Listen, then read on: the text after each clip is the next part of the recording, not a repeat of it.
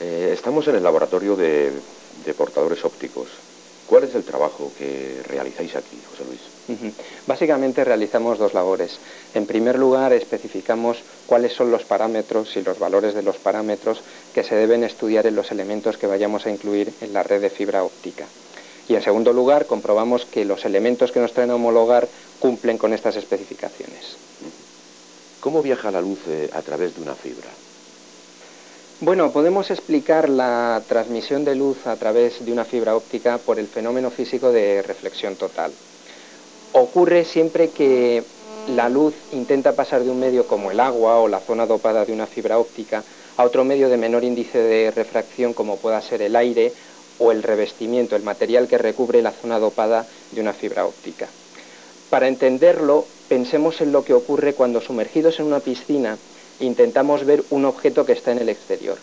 Si ese objeto está lejos de nosotros, no llegamos a verlo. En cambio, si está justo encima de donde nosotros estamos sumergidos, sí que conseguimos verlo.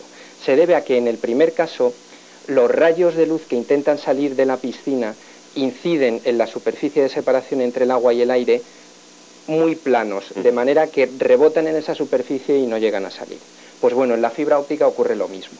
La luz que se está propagando por la zona dopada rebota contra las paredes del revestimiento y no sale de la zona dopada.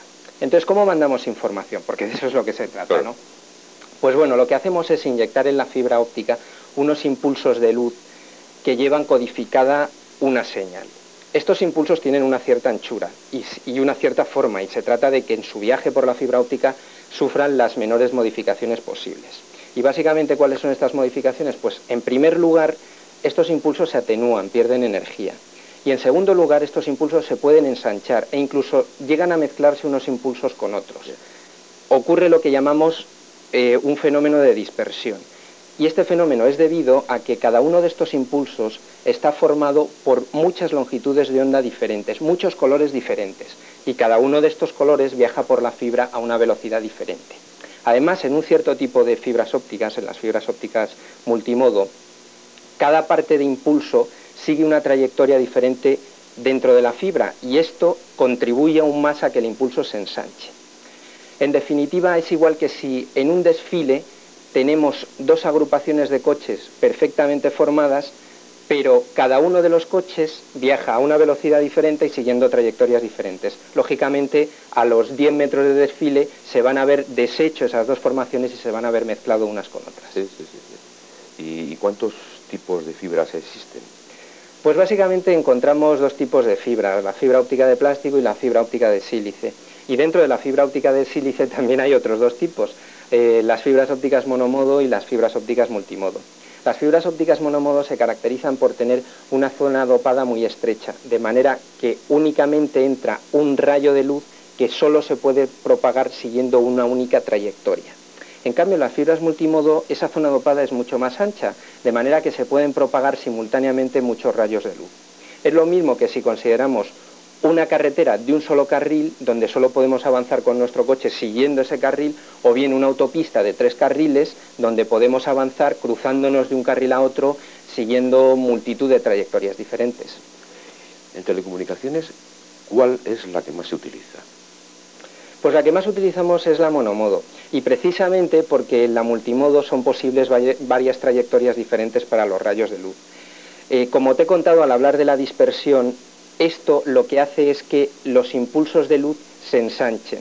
Está claro que los rayos de luz que viajan en zigzag necesitan más tiempo para recorrer una misma distancia que los rayos de luz que avanzan en línea recta. El único inconveniente que tienen las fibras monomodo es que al ser mucho más estrecha la zona dopada, la zona útil de la fibra, por así decirlo, a la hora de enfrentar fibras tenemos que trabajar con una mayor precisión, mucha más precisión. Cuando se hace una instalación, ¿se elige la longitud exacta de la fibra o bien se hace por tramos, en trocitos? Bueno, realmente eso sería muy difícil y muy complicado, tirar una ruta de 100 kilómetros de fibra. Lo que se hace es instalar tramos de, por ejemplo, en un tendido terrestre no más de 2 o 3 kilómetros, y posteriormente estos tramos se empalman o se conectan entre sí para conseguir mayores distancias. ¿Y qué métodos existen para conectar las fibras ópticas? Pues bueno, a la hora de enfrentar dos fibras ópticas podemos elegir entre dos métodos. podemos realizar una unión permanente, un empalme, o bien podemos realizar una unión que pueda ser hecha y deshecha tantas veces como queramos. Sí. Si elegimos el empalme, pues vamos a encontrar empalmes mecánicos y empalmes de fusión. Los empalmes mecánicos son unos receptáculos donde nosotros introducimos las fibras perfectamente cortadas y posteriormente fijamos con un mecanismo que llevan incorporado estas fibras. En cambio, en los empalmes de fusión realmente lo que hacemos es unir las dos fibras soldándolas. Aplicamos un arco eléctrico en las dos fibras que las funde y las junta, de manera que tú miras una fibra, un empalme, y no notas que existe, que hay ahí un empalme a simple vista. ¿Qué otros componentes se utilizan habitualmente en las redes de fibra óptica?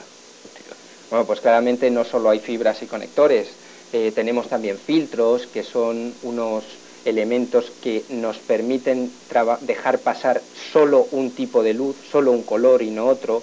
Tenemos también acopladores divisores que dividen la señal en 2, 4, 8, etcétera, señales exactamente iguales, y estos, por ejemplo, son muy útiles en el caso de una red de televisión por cable, porque de una señal consigues 8 o 16 o las que quieras. También hay multiplexadores en longitud de onda, que lo que hacen es separar señales que tienen diferente longitud de onda. Tenemos también amplificadores ópticos, conmutadores, en fin, infinidad.